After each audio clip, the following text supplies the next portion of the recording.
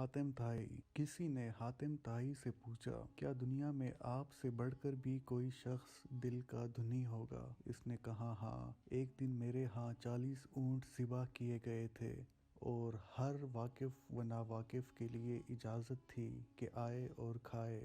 इसी दिन मुझे किसी ज़रूरत से जंगल में जाने का इत्तिफाक हुआ तो मैंने एक बूढ़े को पीठ पर लकड़ियों का गुट्ठा उठाए हुए देखकर कहा, बड़े मियाँ, तुम हातिम ताई की दावत में क्यों नहीं जाते? आज इसके दस्तरखान पर एक मखलूक जमा है। इसने कहा, जो खुद कमा सकता हो वो हातिम का मोहताज क्यों हो? इंसाफ तो ये है कि हिम्मत में वो बूढ़ा मुझसे बहुत बड़ा हुआ था। मजाक। एक सौदागर को किसी व्यापार में 2-2.5 हज़ार रुपए का घाटा पड़ गया। इसने अपने लड़के से कहा, बेटा इस नुकसान का जिक्र दूसरों के सामने न करना। बेटे ने पूछा, किबला बराह करम इसके छुपाने का फ़ायदा भी तो बताइए। बाप ने कहा, सिर्फ ये कि रंज दुगना ना हो जाए, एक तो माल में गाठा और दूसरे लोगों का मजाक उड़ाना। खुदा का शुक्र, चौकीदार ने एक चोर के हाथ पांव बांधकर इसे कैद खाने में डाल दिया। वो सारी रात बड़े करब में मुब्तला रहा।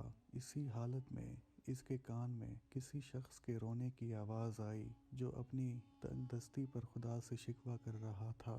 चोर ने पुकार कर कहा, ए भाई, जाकर खुदा का शुक्र कर, हाथ तंग हैं तो क्या हुआ, मेरी तरह बंधे हुए तो नहीं। मौत से फरार।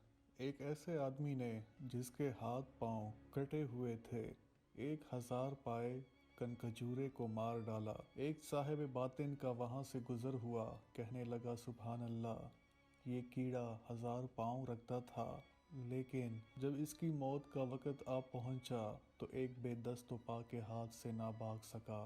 बादशाह और गधा। एक गधा के पास बहुत सी दौलत जमा हो गई थी। इत्तेफाकन बादशाह को किसी मुहिम के लिए रुपया की ज़रूरत पड़ी तो फ़कीर को बुलाकर फरमाया, अगर इतना रुपया बतौर कर्ज दे दो तो मालिया वसूल होने पर शुक्रिया के साथ वापस कर दिया जाएगा। गधा ने अर्ज़ की, क़िबला-ए आलम, गधाओं के माल को छूना बादशाहों की शान के शायान नहीं, क्योंकि ये माल मांग कर जमा हुआ है। बादशाह ने फरमाया, फिक्र ना करो, हम भी ये रकम दुश्मन को तावान में देंगे। नापाक चीज नापाकों के लिए है। गधा इस पर भी राजी ना हुआ तो बादशाह ने जबरदस्ती इससे रुपया हासिल कर लिया।